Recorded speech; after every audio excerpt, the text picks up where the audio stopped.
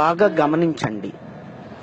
ఒకరోజు నేను నా మిత్రులతో హైవే మీద కారులో ప్రయాణిస్తుండగా ఆకాశంలోని ఏదో కనిపిస్తుందని నా వెనకాతల కూర్చున్న మిత్రుడు ఒకరు చెప్పారు.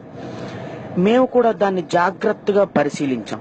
కానీ అందులోని బాగా సైంటిఫికల్ గా తెలివితేటలున్నటువంటి ఫ్రెండ్ ఒక వ్యక్తి ఇంకా దగ్గరగా దాన్ని పరిశీలించి అది ఏంటో కనుక్కుందాం అనే కుతూహలంతో చాలా పుస్తకాలని రిఫర్ చేయడం మొదలు పెట్టాడు.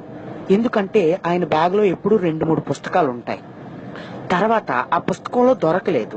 గూగుల్లో వెతికాడు, అయినా దొరకలేదు. అంటే ముందు రోజు ఆకాశం నుంచి ఏమైనా పడిందా అని.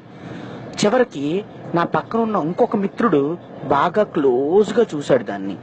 చూసినప్పుడు మాకు తెలిసింది ఏమిటంటే అది కారు మీద ఎదురుగా ఉన్న అద్దం పైన కాకిరెట్ట అని.